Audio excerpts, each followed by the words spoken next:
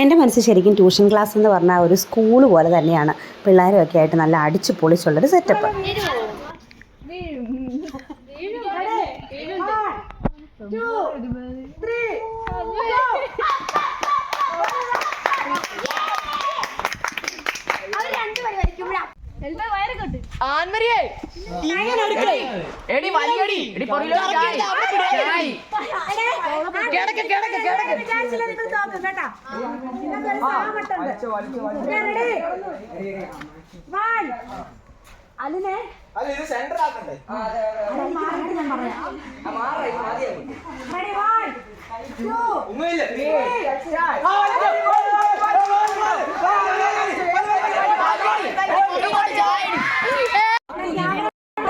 പിന്നെ ഓടണോ?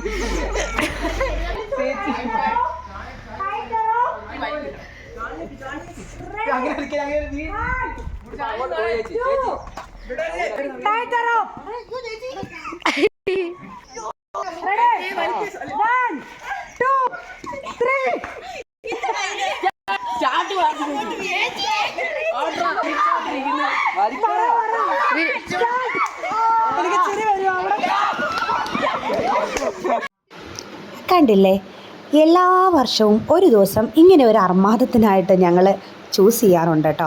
കഴിഞ്ഞതിൻ്റെ മുമ്പത്തെ പ്രാവശ്യം അത് ഓണം സെലിബ്രേഷൻ ആയിരുന്നു, കഴിഞ്ഞ പ്രാവശ്യം അത് ക്രിസ്മസ് സെലിബ്രേഷൻ ആയിരുന്നു. ഇപ്രാവശ്യം ഓണം കഴിഞ്ഞിട്ടാണ് സെലിബ്രേഷൻ വെച്ചത്. പക്ഷേ പല കാരണങ്ങൾ കൊണ്ട് പലർക്കും വരാൻ പല അസൗകര്യങ്ങളും ഉണ്ടായി. അതുകൊണ്ട് തന്നെ ഞാൻ എന്ത് ചെയ്തു എന്നറിയാമോ, ഒരു ടൈം ട്യൂഷന് വേണ്ടി എല്ലാ കുട്ടികൾക്കും അറേഞ്ച് ചെയ്തു.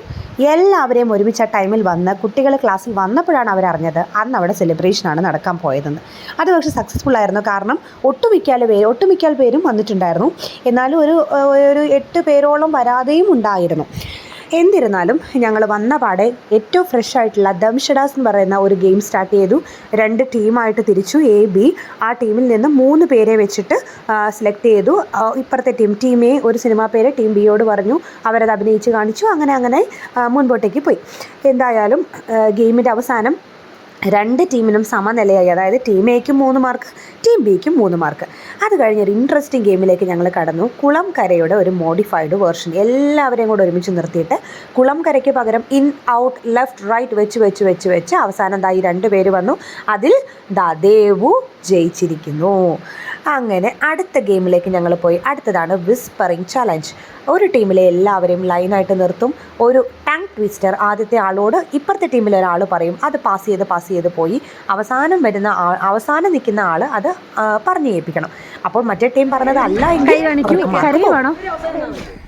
സാരമല്ല, this is all part of experiences. എല്ലാവരുടെയും കരയുന്ന മുഖം കാണട്ടെ.